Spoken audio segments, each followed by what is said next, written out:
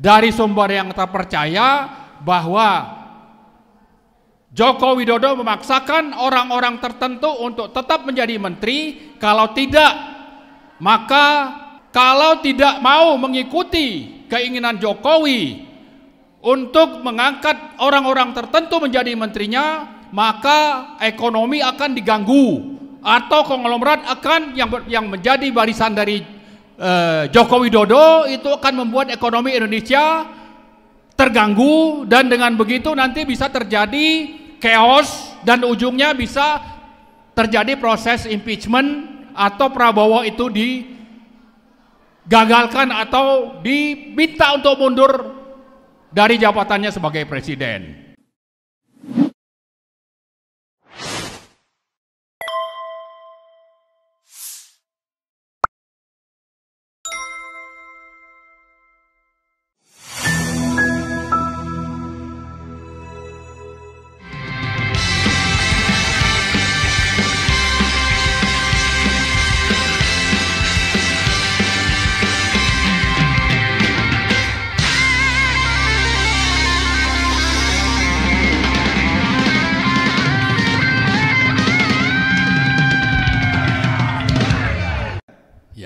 Terima kasih Bang Refli. Assalamualaikum warahmatullahi wabarakatuh. Alhamdulillahirrabbilalamin. Allahumma salli ala Sayyidina Muhammad. Hari ini kita berkumpul di sini bersamaan dengan pelantikan Prabowo Gibran di gedung MPR. Ya, tadi sudah baca sumpah katanya. Sekitar jam 10-an, sumpah yang memang dicantumkan dalam pasal 9 Undang-Undang Dasar 1945. Nah, bagi kita itu sebetulnya sesuatu yang sangat menyedihkan. Kenapa? Karena dua orang itu disumpah atas dasar pemilu yang syarat kecurangan. Ya, nah tapi saya kira kecurangan itu tidak lepas dari peran dari yang namanya Presiden Joko Widodo. Beliaulah sebagai orang yang sangat berperan sehingga pemilu curang itu bisa disahkan sehingga hari ini dilantik. Padahal kalau kita bicara apa saja kecurangan yang dilakukan itu memang mastermind-nya itu adalah Joko Widodo, namanya Joko Widodo. Orang yang pada bulan Mei 2017 itu mengatakan bahwa saya Indonesia, saya Pancasila. Nah, saya Pancasila itu artinya apa? Kalau kita urut 5 sila Pancasila itu yang paling utama itu adalah tentang ketuhanan yang Maha Esa. Di sana terkandung prinsip dasar ideologi negara di mana negara ini harus diselenggarakan oleh pemerintah sesuai dengan prinsip-prinsip yang diatur dalam agama, yaitu terutama soal moral. Nah, Joko Widodo ini yang sudah bersumpah bahwa dia itu saya Pancasila, ternyata adalah pengkhianat Pancasila karena menjalankan politik menghalalkan segala cara. Jadi berpolitik dengan menghalalkan segala cara itu antara lain tadi menghasilkan presiden yang dihasilkan presiden dan wakil presiden Prabowo dan Gibran itu dari pemilu curang yang tidak peduli dengan prinsip-prinsip moral, terutama prinsip-prinsip yang diatur di dalam agama kita, bahwa Joko Widodo itu orang Islam, tapi bicara tentang prinsip moral, ideologi negara ternyata itu dilanggar.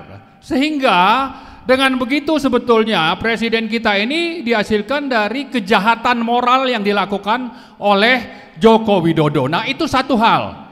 Tapi kalau kita lihat ke belakang, begitu banyak pelanggaran hukum ya, di samping moral, bicara hukum, konstitusi, undang-undang, peraturan dan sebagainya yang sudah dilanggar oleh Joko Widodo.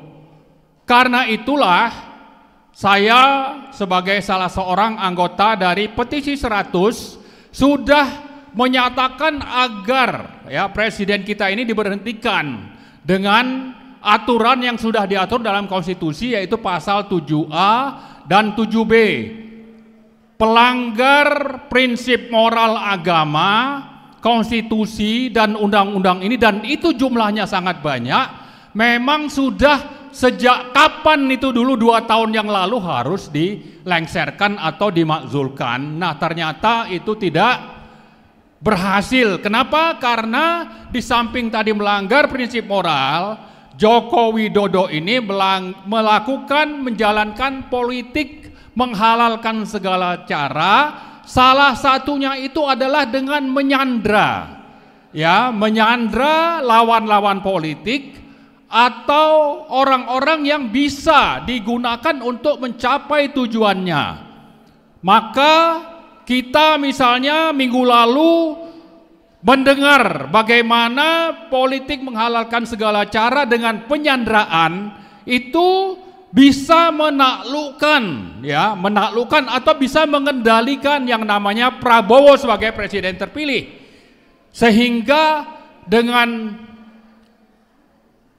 prinsip atau dengan cara penghalalan segala cara itu, Joko Widodo bisa memaksa Prabowo untuk mengikuti keinginannya.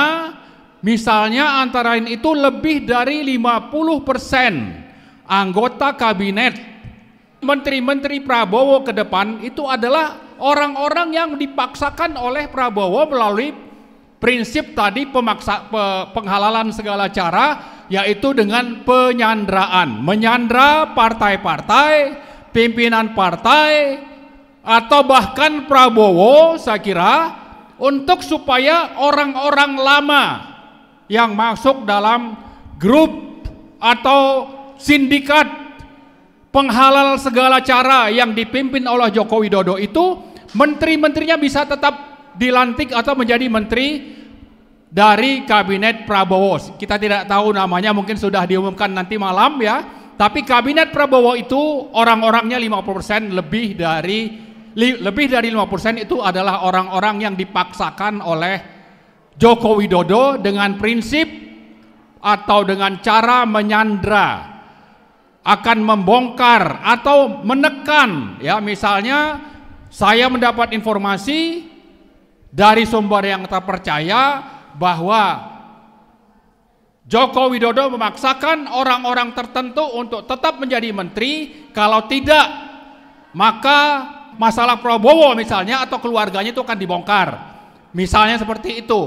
Atau disebutkan bahwa kalau tidak mau mengikuti keinginan Jokowi untuk mengangkat orang-orang tertentu menjadi menterinya, maka ekonomi akan diganggu, atau konglomerat akan yang menjadi barisan dari Joko Widodo itu akan membuat ekonomi Indonesia terganggu, dan dengan begitu nanti bisa terjadi chaos dan ujungnya bisa terjadi proses impeachment atau Prabowo itu digagalkan atau diminta untuk mundur dari jabatannya sebagai presiden.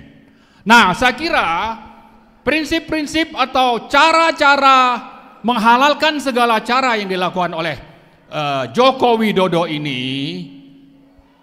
tadi saya sebut itu bisa dipaksakan kepada Prabowo, tapi juga telah terjadi selama ini, selama bertahun-tahun, terhadap siapa? Terhadap pemimpin-pemimpin partai, sehingga tidak berdaya untuk melawan keinginan Joko Widodo.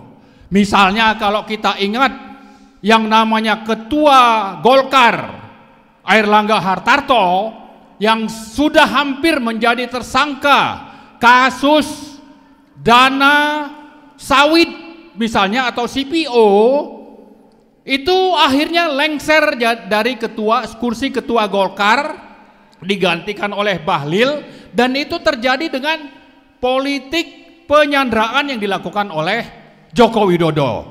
Kemudian juga kepada Ketua PAN Zulkifli Hasan yang dipaksa untuk mengikuti apa saja yang menjadi keinginan dari Joko Widodo, sehingga tetap mendukung apapun yang menjadi kebijakan dan ketetapan dari Joko Widodo. Saya kira partai-partai lain juga mengalami hal yang sama, bahkan sampai ke PDIP sekalipun saat proses perhitungan suara dan kita dari banyak tokoh aktivis menggugat hasil Pilpres curang ke MK, dan saat itu disebarkan atau kita mendapat informasi PDIP akan bergabung dengan aktivis untuk melakukan aksi di depan MK, ternyata itu tidak terjadi. Kenapa sampai tidak terjadi? Karena PDIP saya kira mengalami hal yang sama, yaitu disandra, akan dibongkar kasus-kasusnya, kasus korupsi, kasus susila dan sebagainya, sehingga PDIP pun takluk untuk mengikuti keinginan Jokowi dan batal untuk bersama-sama rakyat menggugat hasil Pilpres curang yang pada dasarnya tadi saya sebutkan di awal itu mastermind-nya adalah Joko Widodo. Jadi dua hal penting yang menjadi catatan kita terhadap Joko Widodo sehingga sangat layak untuk ditangkap dan diadili adalah: satu, melanggar prinsip ideologi negara Pancasila karena berpolitik dengan menghalalkan segala cara. Yang kedua, dan tadi saya kira penghalalan segala cara itu melanggar Pancasila, konstitusi, undang-undang dan sebagainya, dan itu jumlahnya sangat banyak. Kemudian yang kedua adalah melakukan politik penyanderaan dengan menyandera lawan-lawan politik untuk mengikuti keinginannya, sehingga ketua-ketua partai atau para politisi itu tidak berdaya, termasuk juga kepada presiden terpilih yang sekarang barusan dilantik, yaitu Prabowo Subianto. Ini juga saya kira menjadi korban dari politik penyanderaan yang dilakukan oleh Joko Widodo. Nah, terakhir saya kira bagi kita rakyat ya, yang sudah begitu banyak mengalami kerugian, kesusahan, kegagalan dari apa-apa yang harusnya dijalankan oleh pemerintah ini, sudah waktunya untuk sama-sama menghentikan politik sandra menyandra yang dilakukan oleh Joko Widodo. Saya kira Prabowo bisa saja tidak leluasa menjalankan kebijakan dan pemerintahannya karena berada di bawah kendali dari Joko Widodo yang terus melakukan politik sandra menyandra di Indonesia. Nah, karena itu mari kita sama-sama bagaimana caranya untuk bersatu melakukan aksi dan perlawanan terus-menerus agar politik sandra menyandra yang sudah merusak Indonesia ini, dan ke depan prospeknya juga sangat tidak menjanjikan kalau Prabowo terus tunduk di bawah kendali dari Joko Widodo yang melakukan politik kotor yang saya kira tidak bisa kita diamkan. Kenapa? Karena banyak sebetulnya tokoh-tokoh politisi partai yang anggotanya itu adalah orang-orang baik yang tidak berdaya akibat dari politik sandra menyandra yang dilakukan oleh Joko Widodo, sehingga biang dari masalah Indonesia, masalah bangsa ke depan itu salah satu aktor utamanya adalah Joko Widodo. Sudah waktunya untuk ditangkap dan diadili, dan kita berharap partai-partai itu melakukan koreksi dan potong 1-2 generasi. Siapa saja politisi yang tersandra itu mestinya dipecat, tidak lagi menjadi pimpinan dari partai-partai tersebut. Misalnya seperti Zulkifli Hasan atau Airlangga Hartarto, itu sudah waktunya untuk masuk BUI, bukan dibiarkan terus untuk tetap menjadi anggota Golkar atau bahkan diangkat menjadi menteri.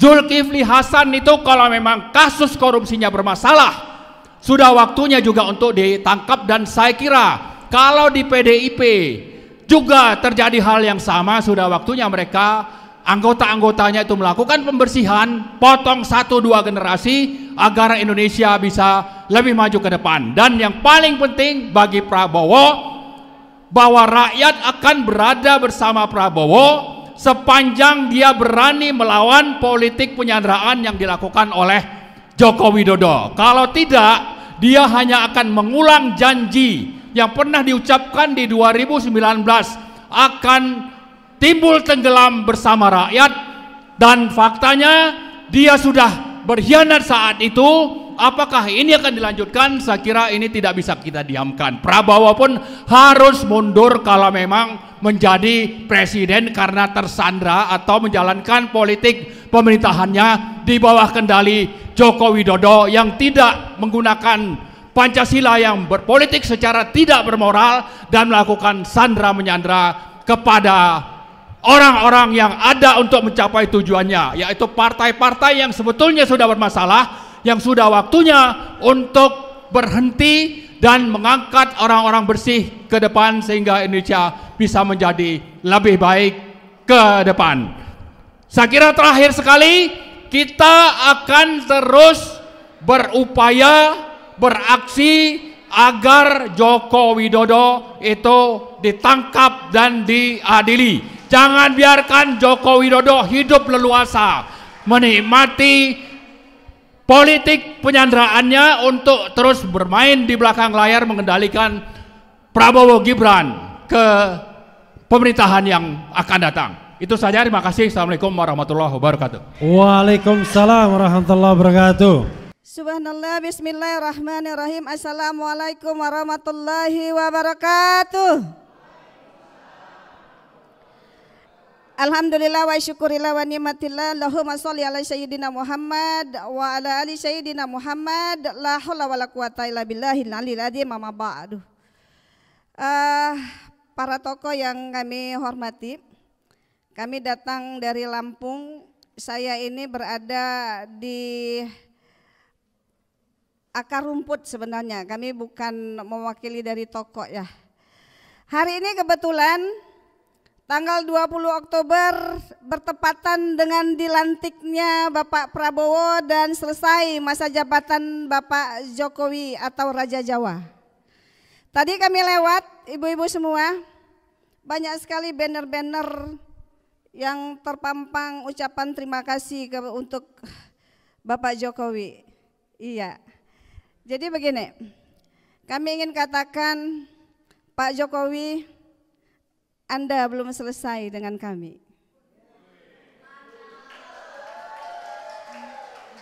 Iya.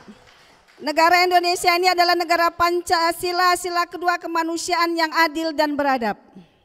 Ketika Bapak Jokowi menjabat, banyak sekali pelanggaran-pelanggaran HAM, pelanggaran-pelanggaran kemanusiaan yang terjadi.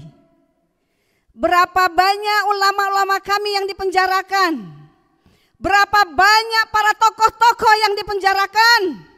Berapa banyak para aktivis yang dipenjarakan? Dan berapa banyak para mahasiswa yang dipenjarakan? Hari ini kita melihat guru-guru kita sebagian masih ada yang dipenjara. Ustadz Gus Nur masih ada di penjara. Orang-orang soleh, orang-orang baik dipenjarakan di masa rezim Bapak Jokowi. Habib Rizik jahatnya di mana? Beliau hanya mengatakan bahwa beliau baik-baik saja kok di penjara. Habib Hanif orang baik. Ulama-ulama yang lain orang baik. Bukanlah orang-orang yang mau merusak negeri ini. Saya sendiri perempuan. Saya juga kena juga. Kemarin betul kata Bang Refli.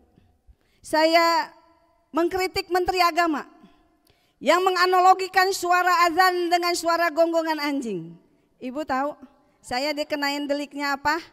Deliknya itu merekrut dan memperalat anak untuk kepentingan militer. Bayangkan, saya merekrut, memperalat anak untuk kepentingan militer. Pegang senjata aja kagak pernah dikasih delik itu. Subhanallah. Saya kemarin betul-betul Belum selesai saya dengan Bapak Jokowi. Kenapa? Di masa kepemimpinan Pak Jokowi, kami yang kemarin dipenjarakan hari ini masih akan menuntut kepada Bapak Jokowi untuk meminta keadilan. Walaupun hari ini sudah selesai, nanti dilanjutkan dengan Bapak Prabowo, tapi kita belum selesai. Kenapa? Ketika peristiwa 21-22 Mei, berapa orang anak bangsa yang menjadi korban, nyawanya melayang, termasuk salah satunya adalah Harun Ar-Rasyid yang berusia 15 tahun. Di masa kepemimpinan Bapak Jokowi, terjadi juga pelanggaran kemanusiaan.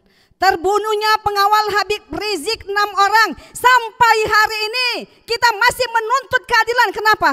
Karena pelakunya divonis bebas. Negara macam apa ini? Saya melihat jasadnya 6 syuhada itu.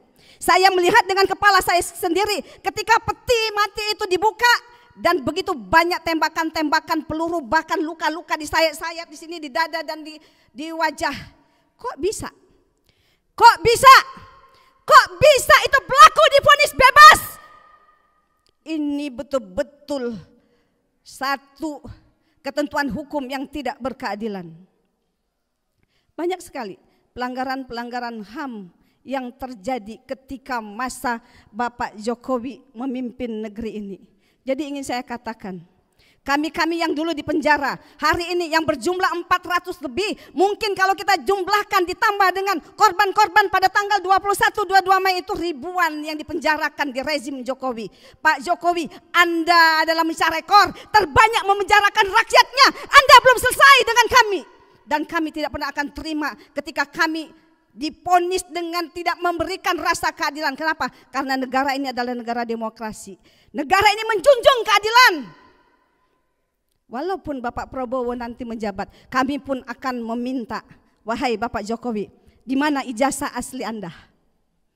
Sampai hari ini guru kami, Ustadz Gus Nur masih di penjara. Apa susahnya Anda memperlihatkan ijazah aslinya? Clear semuanya kan? Apa susahnya? Simple sekali. Ketika Anda dituduh memakai ijazah palsu, liatin aja ijazah aslinya. Clear kan? Tapi sampai hari ini, sampai selesai masa jabatan Anda, ijazah asli itu tidak pernah kami lihat. Dan juga sebenarnya kemarin ada peraturan pemerintah PP 28 tahun 2024 tentang penyediaan alat-alat kondom, alat-alat kontrasepsi untuk para pelajar, untuk para anak-anak muda. Di mana kecerdasan spiritual bagi pembuat peraturan pemerintah itu peraturan yang merusak anak bangsa. Kita Pancasila katanya, satu ketuhanan yang Maha Esa. Ketika ada peraturan yang dibuat untuk merusak anak bangsa, Anda tidak Pancasila. Kami belum selesai, wahai Bapak Jokowi. Saya di penjara 4 bulan, bayar subsidiar 20 juta. Dan saya akan menuntut di hadapan Allah atas ketidakadilan yang saya terima. Kenapa? Saya menyampaikan yang hak itu hak, yang benar itu benar. Menteri Agama menganalogikan suara azan dengan suara gonggongan anjing. Apa salah yang saya sampaikan? Anak-anak itu datang dibawa oleh ustadznya. Dan saya divonis bebas. Ustadz yang menuduh saya memberikan undangan bukan undangan aksi, mengakui di persidangan. Mengakui di persidangan. Kemudian saksi ahli, saksi fakta dari mereka yang menuntut saya mencabut BAP-nya. Berarti saya tidak bersalah. Tetapi jaksa mengadakan kasasi DMA. Saya divonis 4 bulan penjara dan 20 juta subsidiar. Apa yang harus saya ganti? Saya bukan koruptor. Saya tidak mencuri uang negara. Saya harus membayar 20 juta subsidiar dan harus merasakan begitu dinginnya jeruji besi dengan meninggalkan anak-anak saya yang hari ini juga hadir di tengah-tengah kita. Maka yang terakhir, kami terus terang aja para tokoh-tokoh sekalian. Sebenarnya kami emak-emak hari ini hampir kami setiap turun ke jalanan. Kami meninggalkan dapur-dapur kami. Karena kondisi hari ini, kondisi ekonomi Dengan banyaknya masuk TK Cina, sementara Indonesia banyak pengangguran. Kami emak-emak meninggalkan dapur-dapur kami dan berharap para tokoh-tokoh membersamai kami ketika kami ada di parlemen jalanan. Tapi sampai hari ini yang ada diskusi lagi. Diskusi lagi. Diskusi lagi di ruangan seperti ini. Yang kami mau adalah bantu kami. Bersamai kami, wahai para tokoh-tokoh bersama emak-emak ada di parlemen jalanan untuk menuntut itu seorang yang namanya Mulyono. Jadi naas sekali, karena saya adalah korban. Kami melihat semuanya ini dengan mata, dengan hati. Ketika seorang ibu tersentuh hatinya karena faktor kemanusiaan, maka bagi dia tidak ada yang kami takuti. Yang penting pertama, tidak ada pelanggaran aturan di negara kita yang kita langgar. Yang kedua, tidak ada syariat Allah yang kita langgar. Maka tidak perlu takut kita semuanya. Karena apa? Kita berjuang, hari ini mati, besok mati, sama aja. Berjuang mati, enggak berjuang kita juga mati. Maka dari itu kami meminta kepada para tokoh-tokoh, ayo bersamai kami. Ada 3 tuntutan hari ini. Adili Jokowi, tuntut itu Fufu Fafa, dan bebaskan ulama yang masih di penjara. Terima kasih. Assalamualaikum warahmatullahi wabarakatuh.